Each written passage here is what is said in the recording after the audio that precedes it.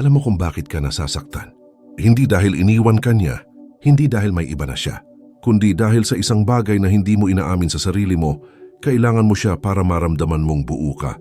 Habang chine-check mo ang last scene, habang umaasa kang babalik siya, habang ini-imagine mong marirealize niya ang halaga mo, unti-unti mong ibinibigay ang kapangyarihan mo, at habang kailangan mo siya, wala kang kontrol.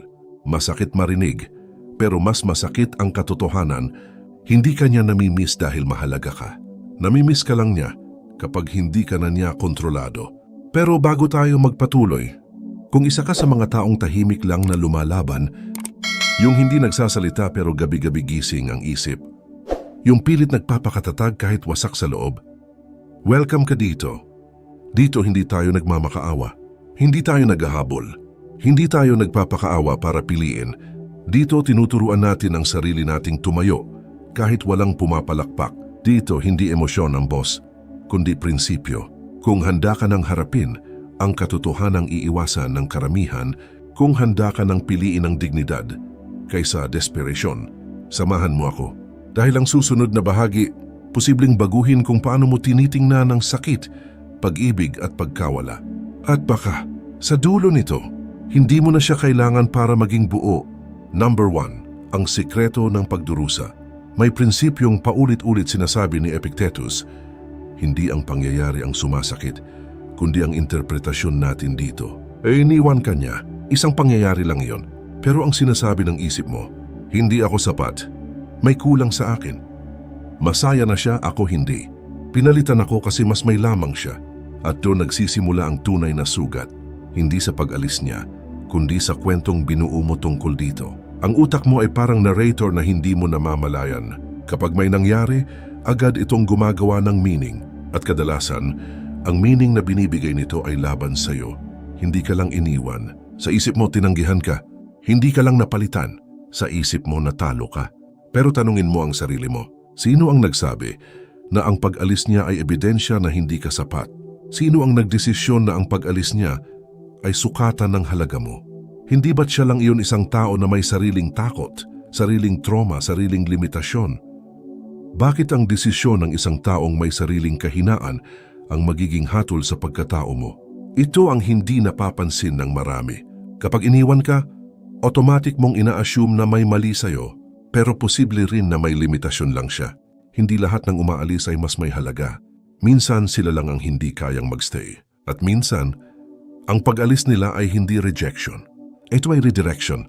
Paano kung ang sakit na nararamdaman mo ngayon ay hindi parusa kundi proseso? Parang muscle na nasisira bago lumakas.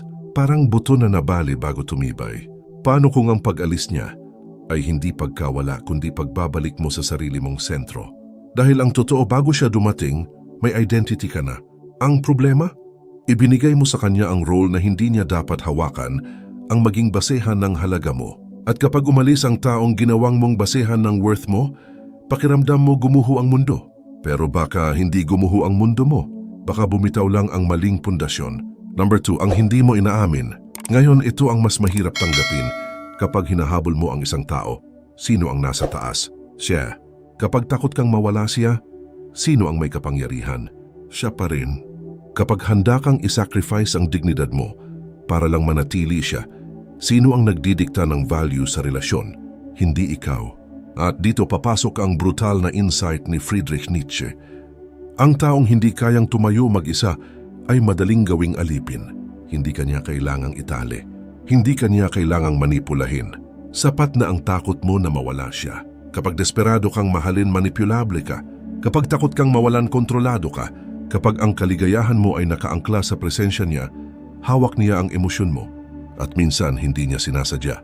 Pero ramdam ng tao kapag ikaw ay mas invested kaysa sa kanya. Ramdam kapag ikaw ang mas takot. Ramdam kapag ikaw ang mas nangangailangan. At sa dynamics ng attraction, ang mas nangangailangan ang nawawalan ng leverage. Masakit tanggapin pero totoo. Hindi ka niya iniiwan dahil mahina ka, pero kapag kumakapit ka ng todo, doon ka nagmumukhang mahina. Hindi dahil wala kang halaga, kundi dahil ipinapakita mong handa kang ibaba ang halaga mo para lang manatili siya. At ang taong walang sariling direksyon ay hindi kaakit-akit. Isipin mo ito. Kung ang mundo mo ay umiikot sa kanya, Kung ang mood mo ay depende sa reply niya, kung ang confidence mo ay nakabase sa attention niya, ano ang nakikita niya? Isang taong buo o isang taong naghihintay lang na punan? At walang gustong maging oxygen ng ibang tao. Gusto ng tao ang partner, hindi project. Gusto ng tao ang equal, hindi dependent. Ay ito ang hindi mo inaamin. Hindi mo lang siya mahal. Natakot ka ring bumalik sa sarili mo. Natakot kang harapin ang buhay na wala siyang distraction.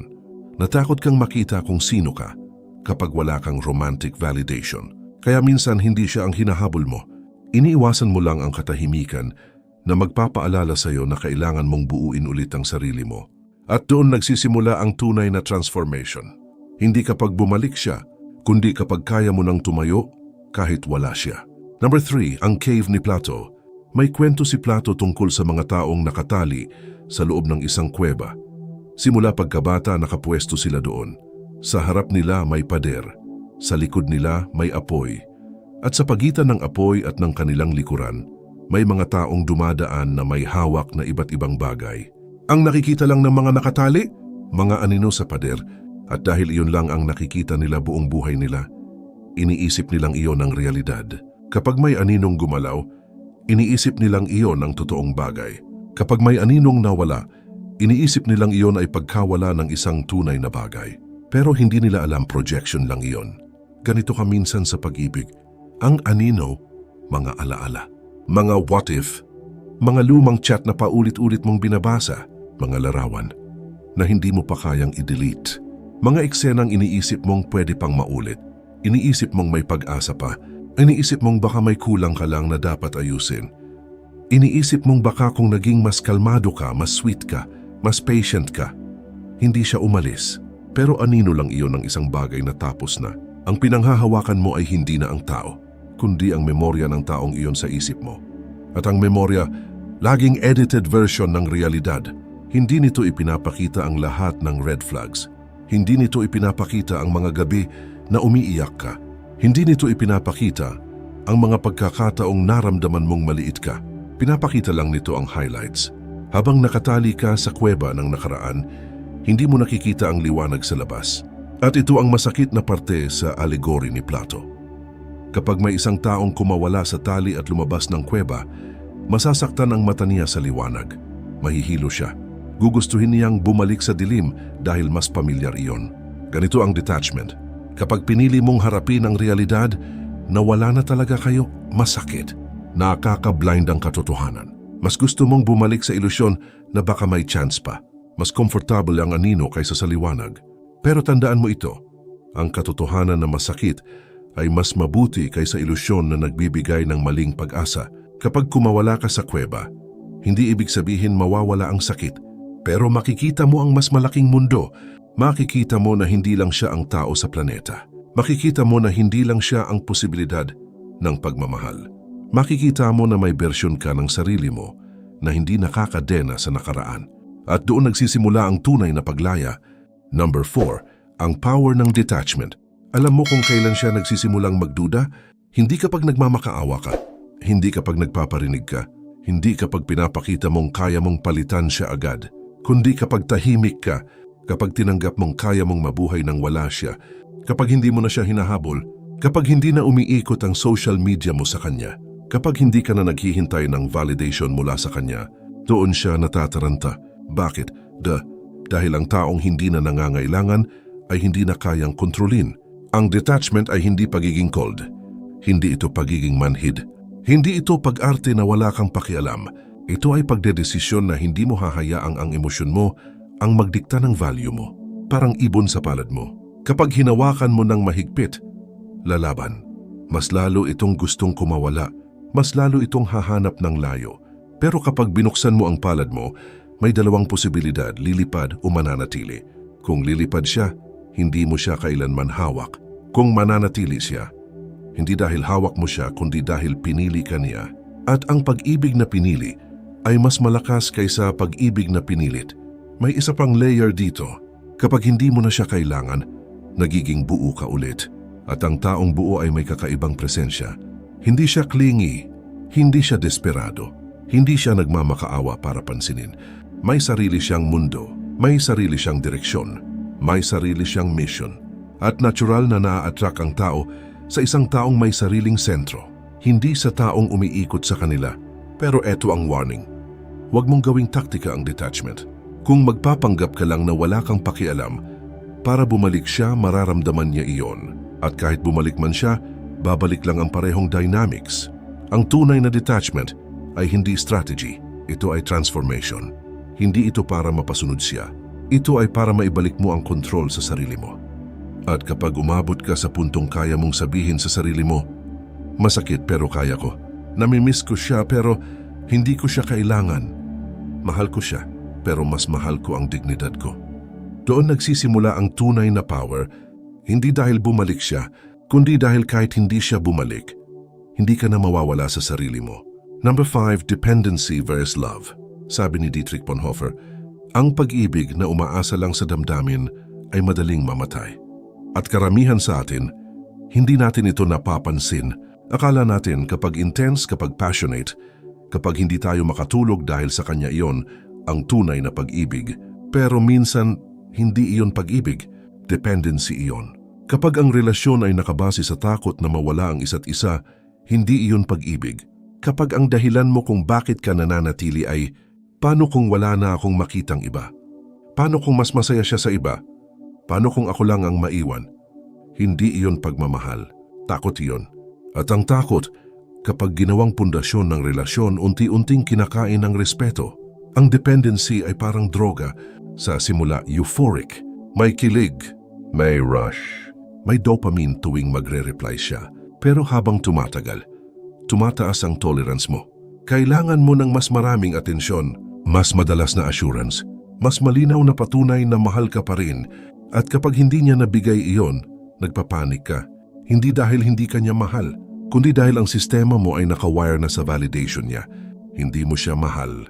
Mahal mo ang ideya niya. Mahal mo ang pakiramdam na may pumipili sa'yo. Mahal mo ang version ng sarili mo kapag may nag-a-affirm sa'yo. At walang masama doon, tao ka lang. Pero ito ang masakit na tanong. Kung mahal mo talaga siya, kaya mo ba siyang palayain kung hindi ka na niya kayang mahalin ng tama? O mahal mo lang siya hanggat pinupunan niya ang kakulangan mo? Ang tunay na pag-ibig ay may kalayaan. Hindi ito nakakadena sa takot. Hindi ito nakasandal sa insecurity. Hindi ito umaasa sa constant reassurance para mabuhay. Kapag mahal mo ang isang tao, gusto mong piliin kanya hindi dahil kailangan kanya, kundi dahil gusto kanya. At ganun din dapat sa'yo. Hindi mo dapat kailanganin ang presensya niya para maramdaman mong may halaga ka. Kapag ang identity mo ay nakasabit sa relasyon, isang pagkakamali lang niya guguho ka. At iyon ang nangyari. Hindi lang siya nawala. Nawala rin ang sense of self mo. Kaya ngayon, ang misyon mo ay hindi siya ibalik, kundi ibalik ang sarili mong identity na hindi nakadepende sa kanya. Number 6, ibalik mo ang sarili mo. Ang tunay na detachment ay hindi para manipulahin siya. Hindi ito silent treatment. Hindi ito ego game. Hindi ito strategy para ma-miss ka niya. Ito ay ang proseso ng pagbabalik sa sarili mo. At hindi ito dramatic. Hindi ito isang gabi ng enlightenment. Ito ay maliit na desisyon araw-araw. Simulan mo dito. Ayusin mo ang katawan mo. Hindi para pagsilosin siya, kundi para maramdaman mong kaya mong kontrolin ang isang bahagi ng buhay mo.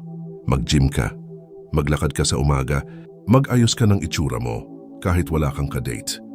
Disiplina ang unang hakbang ng detachment. Pangalawa, mag-aral ka ng bagong skill.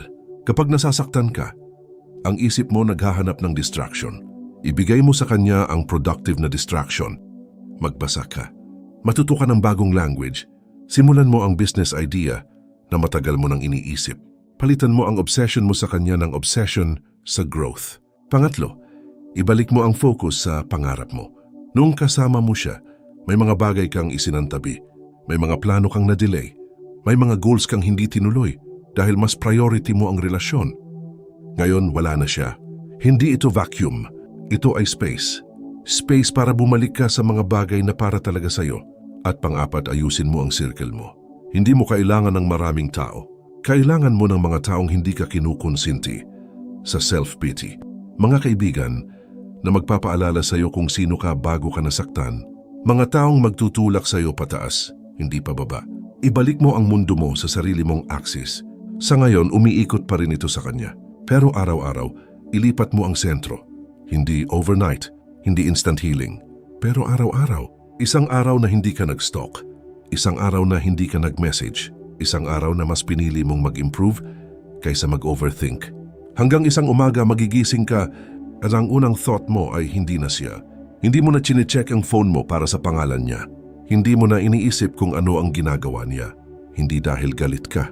Hindi dahil wala ka ng pakialam, kundi dahil sa wakas, mas interesado ka na sa kung sino ka nagiging tao kaysa sa kung babalik pa ba siya. Number 7, ang paradox. At ito ang twist na hindi sinasabi ng karamihan. Kapag umabot ka sa puntong kaya mo na talaga, kapag hindi mo na siya chine-check, kapag hindi mo na siya hinahanap sa bawat notification, kapag ang buhay mo ay may direksyon na ulit, baka bumalik siya. Hindi dahil nagbago siya overnight. Hindi dahil may realization siyang parang eksena sa pelikula, kundi dahil nagbago ka. Kapag hindi ka na desperate, nagiging mysterious ka. Kapag hindi ka na naghahabol, nagiging valuable ka. Kapag hindi ka na nakasandal sa kanya, nagiging equal ka. At ang equality ang bumabalik sa attraction. Pero eto ang mas malalim na paradox. Kapag dumating ang araw na bumalik siya, baka hindi mo na siya gustuhin. Dahil ang bersyon mo noon na gustong-gusto siyang makasama, wala na. Iba ka na. Hindi ka nagutom sa validation. Hindi ka na naghihintay ng scene. Hindi ka na natatakot sa katahimikan. May sarili ka ng mundo. May sarili ka ng momentum. At bigla mong maiisip, gusto ko ba talaga siya? O gusto ko lang ang idea na bumalik siya? Minsan, ang pagbabalik ng isang tao ay hindi reward. Test yun. Test kung natuto ka ba talaga. Test kung kaya mo bang piliin ang dignidad kaysa nostalgia. Test kung mahal mo ba talaga siya. O mahal mo lang ang ego boost na bumalik siya. At dito pumapasok ang tunay na power. May choice ka na. Hindi ka na nagmamakaawa. Hindi ka na umaasa. Hindi ka na naghihintay.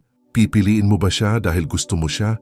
O pipiliin mo ang kapayapaan na natagpuan mo nang wala siya? Dahil minsan ang taong bumalik ay hindi natugma sa taong naging ikaw. At hindi lahat ng bumabalik ay dapat tanggapin. Minsan ang tunay na closure ay hindi reunion, kundi realization. Ito ang tunay na kapangyarihan ng detachment. Hindi ito tungkol sa pagpapamiss. Hindi ito tungkol sa psychological tactics. Hindi ito tungkol sa pagpanalo sa laro ng ego. Ito ay tungkol sa pagbawi ng sarili mo. Kapag kaya mong mabuhay nang wala siya, kahit bumalik pa siya o hindi, panalo ka na. Dahil ang tunay na panalo ay hindi ang maibalik siya. Ang tunay na panalo ay hindi mo na kailangan ang pagbabalik niya para maging buo. Hindi mo kailangan ng closure. Hindi mo kailangan ng paliwanag. Hindi mo kailangan ng mahabang usapan para lang maramdaman mong may halaga ka.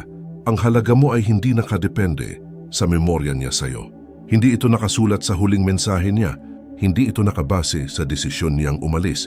Bago siya dumating, buo ka na. Bago ka nasaktan, may direksyon ka na.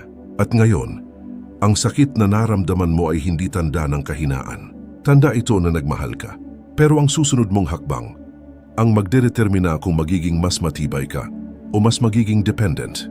Kung hindi na siya bumalik kailanman, hindi iyon failure. Iyon ay pagkakataon. Pagkakataong buuin ang sarili mo nang hindi nakaangkla sa ibang tao. Pagkakataong mahalin ang sarili mo nang hindi naghihintay ng approval. Pagkakataong maging taong kaya ang katahimikan. At ngayon iiwan kita sa tanong na ito, kung hindi na siya babalik, kung wala ng second chance, kung wala ng posibilidad, sino ka ngayon? Kapag hindi mo na siya kailangan, dahil sa sandaling masagot mo yon, hindi ka na kailanman magiging alipin ng pagkawala. At doon nagsisimula ang tunay mong kalayaan.